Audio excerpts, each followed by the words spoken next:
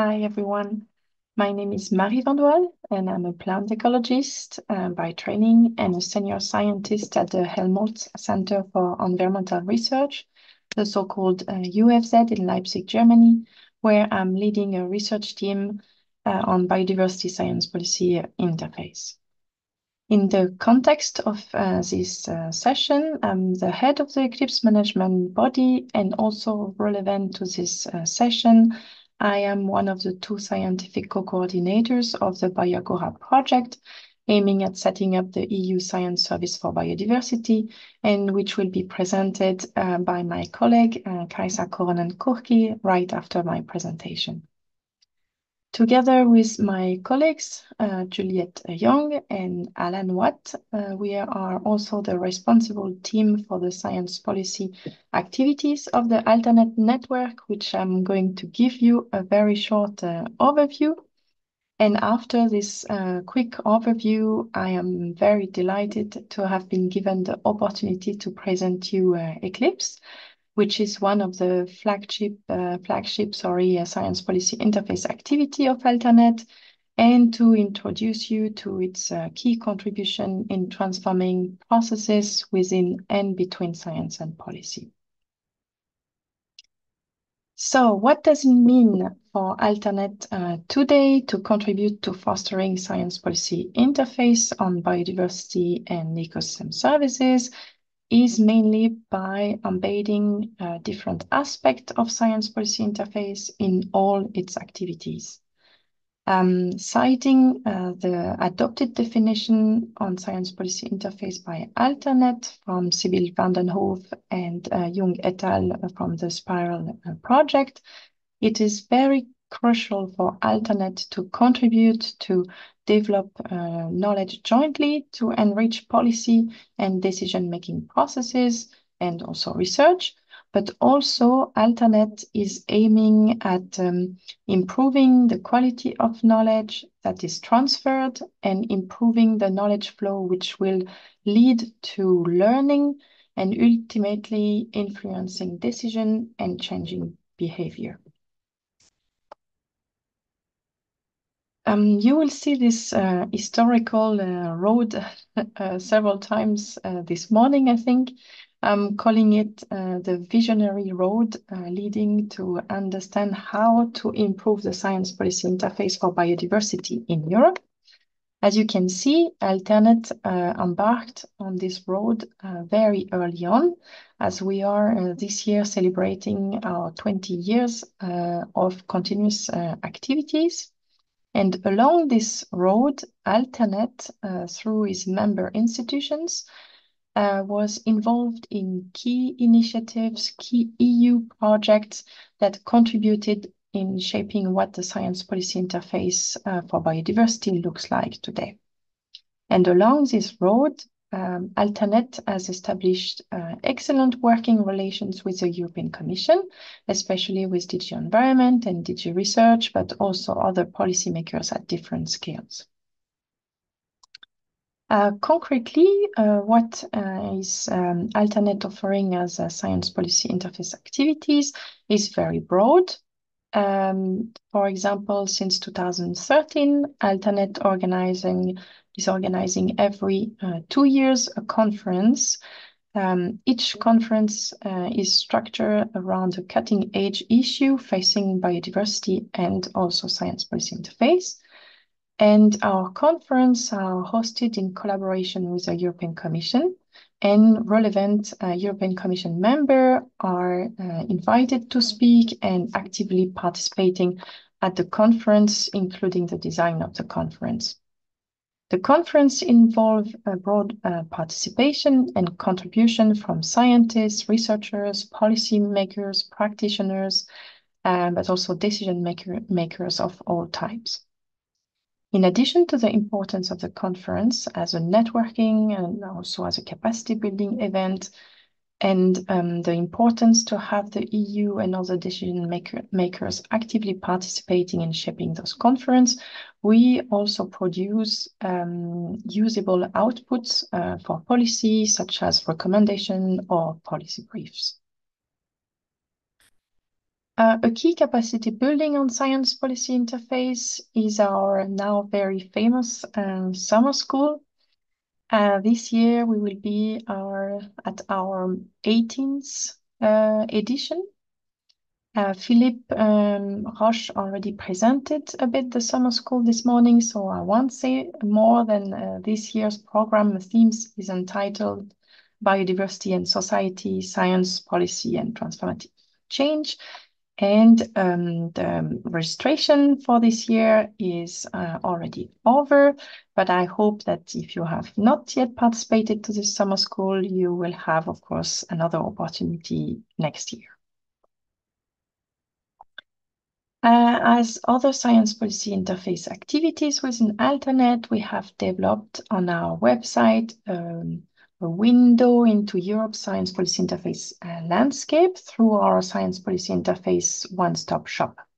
So if you search for good references to excellent research and work on and at the science policy interface, I will say this is a place to go where you can find key reports, key policy brief, or key news on science policy interface.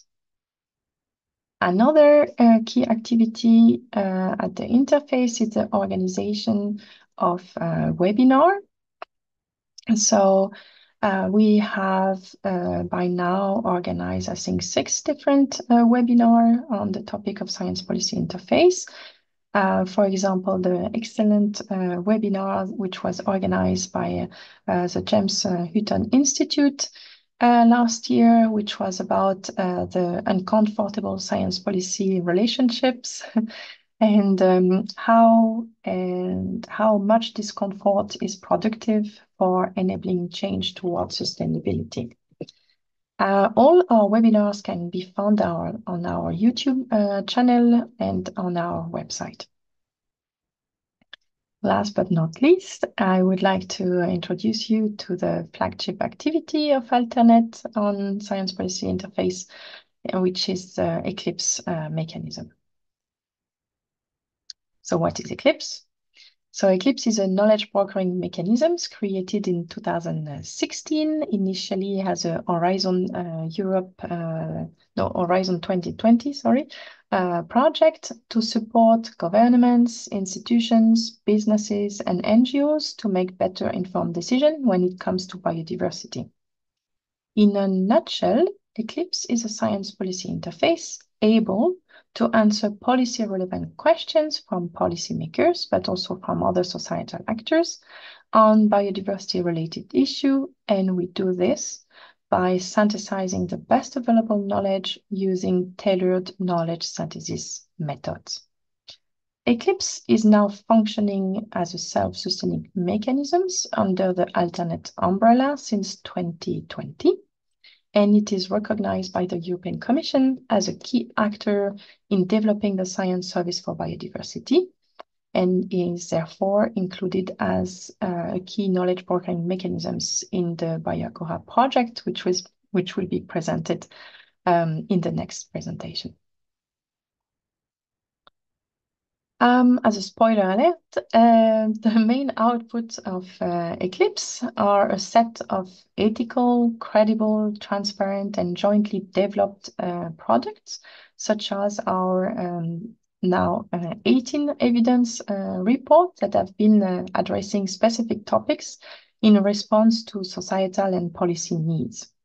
The range of our requesters is very broad, from NGOs such as BugLife or Polynice, but also to commission services and also international organizations such as the World Health Organization or IUCN.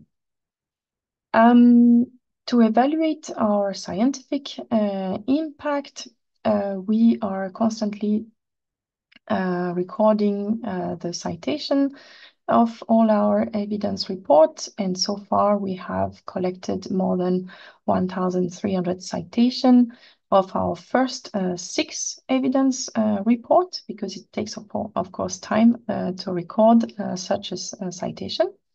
And we are also evaluating the policy impact of our report. And again, on our first 6 evidence report, we have found more than 30 policy documents which are citing Eklipse report to justify statements in those documents. So this is again our winding visionary road, just to show you how Eklipse is unique, because it represents the legacy of a long series of EU projects and EU initiatives, which led to the concretization of decades of ideas and vision on why and how to improve the science policy interface on biodiversity in Europe.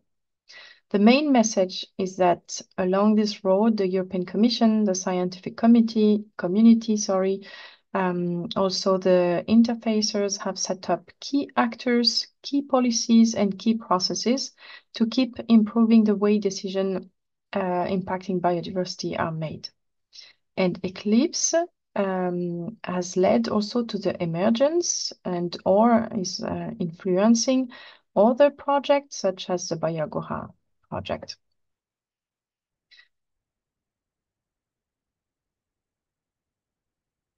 This is Eklipse in a nutshell with all its added values. So first, Eklipse has 5 main functions, with the main being, of course, the function of answering key questions from policy and of society by mobilizing and synthesizing the best available knowledge and expert. What makes Eklipse different is its robust process when answering the need for evidence in order to ensure that the knowledge synthesized will be perceived as credible, relevant, and legitimate, so that we can use Eklipse mechanisms in case of contested issues. Eklipse has also a strong focus on networking through building the network of network and organizing capacity building events. Another key added value is that Eklipse has a dedicated method expert working group advising on the best knowledge synthesis method to answer every request. And last but not least, we built all our activities on a very strong ethical infrastructure. This is the Eklipse process. Our functioning unit is, as you have heard by now, called a request. A request in Eklipse jargon means an identified policy-relevant knowledge need that requires an in-depth analysis or consolidated views from science and other knowledge holders. Once selected, but before to decide to process it, the requests go through what we call a scoping phase. And this scoping phase is very crucial in Eklipse. It is there to ensure that the question is policy relevant and that it is framed so that it can be addressed by adequate knowledge synthesis method. And also it is there to avoid any duplication of existing effort. The scoping phase is a period of intense dialogue between Eklipse and the requesters to ensure to truly understand the need of the requester behind this question, behind this identified knowledge needs, and also to ensure to lay the ground for future impacts of the results. Once we refine and reformulate the request, and when both refinement and reformulation are agreed upon by both requesters and Eklipse, Eklipse then launch a call for experts to set up an expert working group who will then start the answering request process. First by developing a method protocol, then by writing a final synthesis, which both method protocol and final synthesis will be peer reviewed and also consulted openly. Eklipse outputs, as I mentioned, are really jointly developed evidence report addressing specific topics in response to societal and policy needs. Important to understand is that the request doesn't impose itself on Eclipse. Eclipse has a very long list of strict criteria before accepting any request. There is really a high degree of dialogue between Eclipse and the requester to really understand the need behind, as I pointed out, and to frame and reformulate the question so that we can accept the request in Eclipse. The first, for example, criteria, which is very important, is to ensure that there is a clear mandate and a strong willingness from policy or societal actor to follow the Eclipse process and to contribute to the dissemination and to have a plan in order to ensure the uptake and the impact of the outputs. Here, I would like to illustrate you with one of the added value I was mentioning before, which is about the reformulation of the request during the scoping phase. So again, before we decide whether to accept or whether to process the request, we are scoping the question. And during the scoping phase, we are having a call for knowledge open to ask the community to let us know what is known on a certain, on the request. Here to give you an example, this is a request submitted initially originally by IUCN and the Swedish Board of Agriculture, and they wanted to understand how to improve biodiversity results of greening measures in the common agricultural policy. Through the scoping of the request and the call for knowledge, we identified that the question was actually partly answered by science. But through consultation with stakeholders, we realized that the real question to be answered was, why do member states and farmers not choose greening measures effective for biodiversity? Before the call for expert, we had still an iterative process with the requester to raise the policy relevance of this request. And we agree upon a reformulation which goes like this: understanding farmer uptake, what measures are most promising to deliver on supporting biodiversity and ecosystem services in the next round of the CAP. Another added value of Eclipse is the use of different knowledge synthesis methods. As you know, the process of knowledge synthesis is a crucial element of any science-policy interface. And we understand knowledge synthesis as a set of methods used to review, collate, and communicate the best available knowledge on a specific topic or question, including explicit scientific knowledge, but also indigenous and local knowledge. This is a definition by Lynn Dix, who was chairing the first method expert group. And this first method expert group have identified and described 20 different methods to synthesize different types of knowledge needs. And Eclipse is now identifying and tailoring a set of methods for each specific request that we receive. Important as well aspect is that we realize quickly in Eclipse that in order to fully answer a request, one knowledge synthesis method is not enough to cover all aspects. So most of our process combine different methods to synthesize the knowledge. To give you a concrete example of an Eclipse process from start to end, I'm going to give you the example of our first request, which we received from DG Research, which was on nature-based solution. So as I say, we received a request in 2017 from DG Research. It was a question on how to help them building up an evidence and knowledge base on the benefits and challenges of applying nature-based solution. After the scoping phase, we refined the question in order to develop an impact evaluation framework to support planning and evaluation of nature-based solution projects. Again, here, the importance of reformulation. So from the call for experts, we had 117 applications.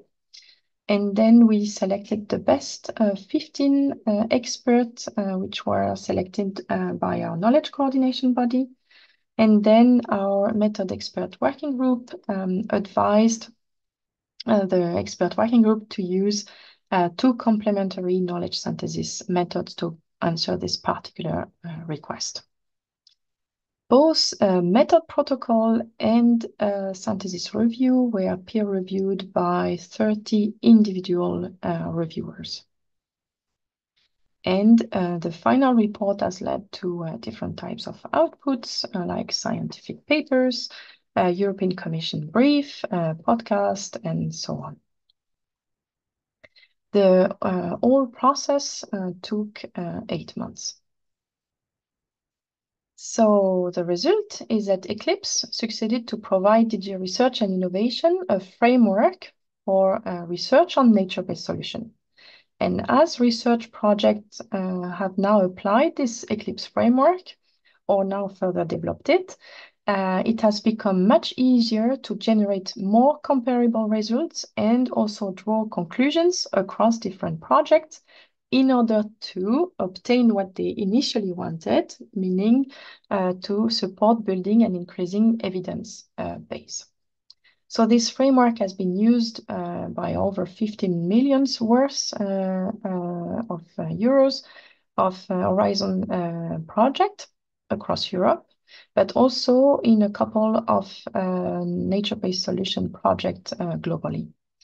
From this report, the European Commission has published a handbook for practitioners on evaluating the impact of nature-based solution, which I quote said that it was expanding upon the pioneering work of the Eklipse framework by providing a comprehensive set of indicators and methodologies. I'm just giving you some other example of Eklipse report. This was submitted by the French Ministry of Ecology and the World Health Organization, and they wanted to understand the impacts of green and blue species on mental health. Those reports were followed by the release of a World Health Organization booklet, which was really drawing evidence from our Eklipse report. Here is a report, evidence report on the impact of macroalgae cultivation on ecosystem services, which has directly influenced the development of the EU algae initiatives in 2022. The report on the state of knowledge regarding how we can improve adherence to the mitigation hierarchy with a particular focus on the void stage, which was a request submitted by the French Biodiversity Agency, the so-called OFP in France.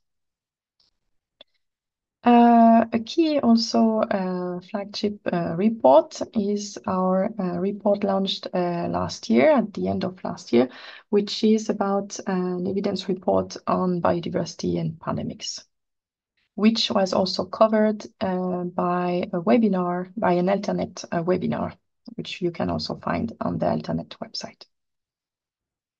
We have today two ongoing requests. One which is finalizing today. You will hear all about by Ina, who will present you this evidence report. So I'm not going to tell you more than that, just some teasers.